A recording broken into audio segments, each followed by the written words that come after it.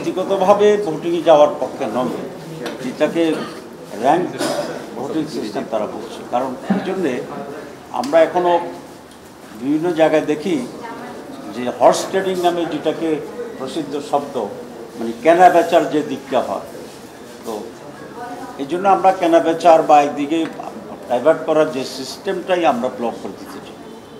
সেই জন্য আমরা মনে করি 5 জন হোক 7 জন হোক, এটা ফরমেশন হচ্ছে সরকারি দল থেকে 2 জন, বিরোধী দলের 2 জন এবং তৃতীয় বিরোধী দলের 1 জন, যদি 5 জন হয়। আর 7 জন হলে প্রধান দলের 3, বিরোধী দলের 3, থার্ড পার্টি থেকে 1।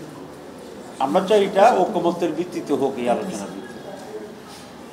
2 নম্বর একটা প্রস্তাব হচ্ছে যদি আপনার র্যাঙ্ক ভোটিং হয়, তো বিএনপির প্রস্তাব হচ্ছে থার্ড পার্টি এখানে ভোট দেওয়ার এককে রাখবে না। আমরা বলছি ন, এখানে কমিটি যাদেরকে দিয়ে হবে তাদের সকলকেই নিয়েই ভোটিং রাইটস তাদের থাকতে হবে, নাহলে তো 2 দল আবার ভোট দিল তো প্রায় একই রকম হতে পারে। তো আমরা মনে করি যে থার্ড পার্টিও এখানে ভোটিং রাইটস এনজয় করা উচিত, কিন্তু নীতিগতভাবে আমরা ঐকমত্য না হলে পরের অপশানে চলে যাওয়ার পক্ষে।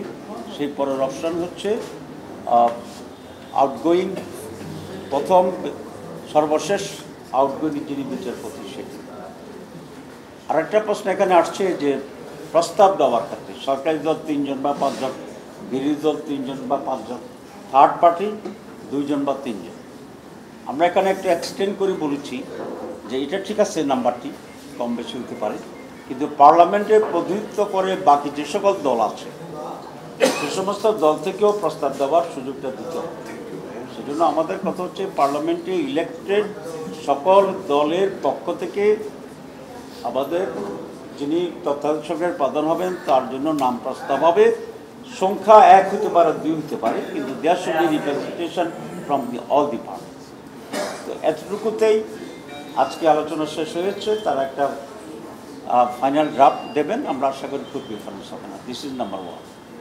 নাম্বার 2 হচ্ছে আমাদের প্রধানমন্ত্রী একসাথে কতটা দায়িত্ব ভোগ করতে পারবেন হবে। সেখানে কমিশনের অরিজিনাল প্রস্তাব হচ্ছে যে কোনো একটি 3টির ভিতরে প্রধানমন্ত্রী, লিডার অফ দি হাউস এবং দলের প্রধান, এই 3টির ভিতরে যে কোনো একটাতে একজন ব্যক্তি দায়িত্ব পালন করতে পারবেন। উনি হয়তো প্রধানমন্ত্রী থাকবেন, নতুবা দলের প্রধান থাকবেন, নতুবা লিডার অফ দি হাউস থাকবেন। আমরা এখানে বলেছি যে না, 2টাতে ওনাকে চয়েস দেওয়া যেতে পারে।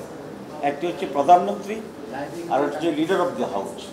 এই 2টার কাছাকাছি দায়িত্ব। এখানে যদি ডিভিশন হয়ে যায় তাহলে মাঝে মধ্যে অচল অবস্থা তৈরি হয়ে যেতে পারে। টু বি প্র্যাকটিক্যাল, প্রধানমন্ত্রী এবং লিডার অফ দি হাউস 2টাতেই একজন ব্যক্তি থাকতে পারবেন।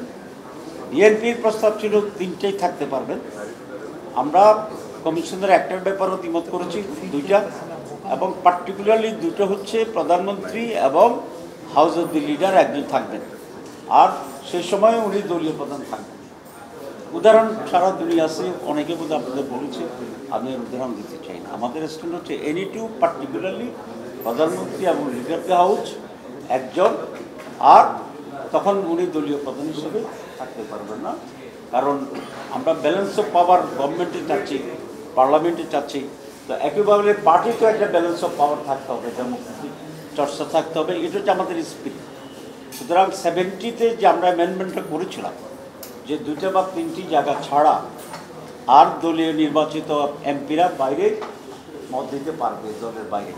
তা আপনি যদি সবটা একজনের হাতে আবার রাখেন, দলের প্রধানও থাকে, পার্লামেন্টে প্রধানমন্ত্রীও থাকে, তাহলে এই ক্লজ বাস্তবায়ন করা কঠিন হবে। ভয়ে আর মত, নিজের মত যাই হোক সেখানে সেটা যাবে।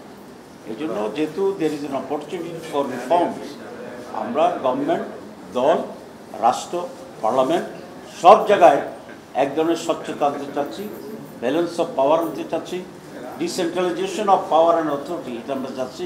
এটা হচ্ছে আমাদের প্রিন্সিপাল স্ট্যান্ড।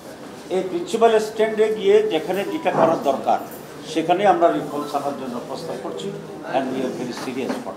সবাইকে ধন্যবাদ।